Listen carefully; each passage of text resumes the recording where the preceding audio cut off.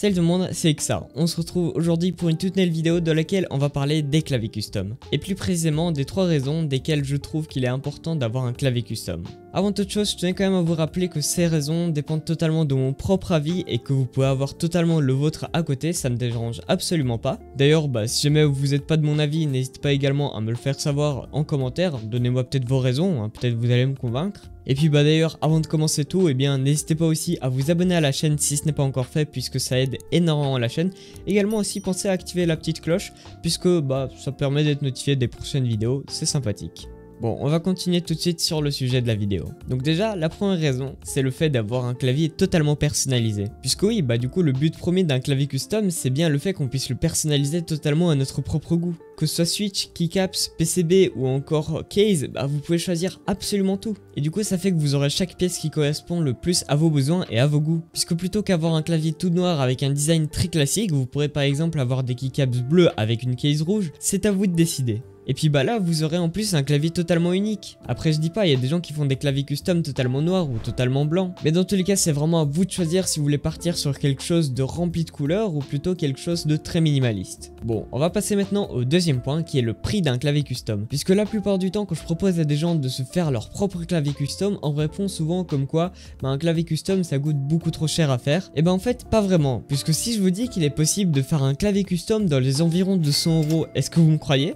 Pour vous le prouver, je vous ai fait carrément une configuration de clavier custom rien que pour cette vidéo. Donc on va commencer par le kit que j'ai choisi. Donc ici c'est le kit GK61 au prix de 54 €. Puisque à savoir pour 54 € on va avoir le PCB plus la plate plus la case. Et même si la case est en plastique, ça reste quand même une case de plutôt bonne qualité. Puisque à savoir, en fait c'est exactement la case que j'ai pour ce clavier-ci. Donc c'est le SK68.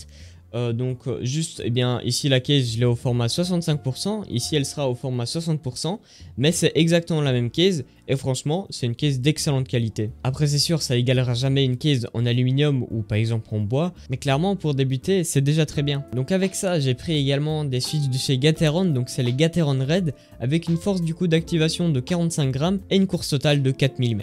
Donc bien sûr c'est des switches linéaires étant donné que c'est les Gateron rouges, mais après vous pouvez très bien choisir des Gateron brown, bleu ou tout ce que vous voulez, puisque du coup ils sont vendus au même prix. Et on va finir maintenant sur le set de keycaps qui a l'air vraiment juste excellent de ce que j'ai pu avoir comme avis en tout cas. Donc c'est le set de keycaps Ako World Tour Japan qui est du coup aux couleurs blanche et rose. Pour ce qui est du profil, on est sur du OEM, donc c'est un profil qu'on trouve très souvent sur des claviers pré-build. Et au niveau des matériaux, on est sur du plastique PBT, donc c'est plutôt pas mal pour le prix. Puisqu'à savoir, ce set de keycaps est vendu au prix de 36 €, ce qui est un rapport qualité-prix juste énorme. Donc pour ce qui est du total brut, avec tous ces produits, on arrive à un prix total de 106 €. Mais par contre, si je dis bien brut, c'est que en fait, pour ceux qui n'auraient pas entendu, à partir du 1er juillet, il y aura une nouvelle loi en fait concernant tout ce qui est importation en dehors des pays de l'Union Européenne. Donc sur tout ça, il faudra payer le prix de la TVA qui est du coup de 20%. Donc logiquement en théorie, sachant que le set de keycaps lui il peut être expédié par exemple de la France ou de l'Espagne. En tout cas je vous conseille déjà de le commander via l'Espagne puisqu'il coûte 5 € moins cher, donc ça fait toujours des petites économies. Là du coup comme ça vient de l'Espagne, ça fait partie de l'Union Européenne, vous ne devrez pas payer logiquement la TVA. Mais pour ce qui est des switches et du kit GK61, eux ils viendront de Chine, donc ça prendra également plus de temps à venir. Mais du coup là il faudra payer la TVA qui est du coup de 20% quand je viens de vous le dire. Donc ce qu'il faudra payer en plus c'est 14 €. Donc c'est pas encore un prix faramineux. Mais du coup pour ce qui est du total que vous devrez payer en théorie, ce serait 120 €. Donc c'est un prix qui est totalement correct qu'on compare par exemple à des claviers pré-build comme par exemple le Ducky One 2 Mini qui est également un clavier au format 60% ou encore le Corsair K65 qui est également au même format. Donc ces claviers-ci, ils sont vendus au prix de 120 € environ.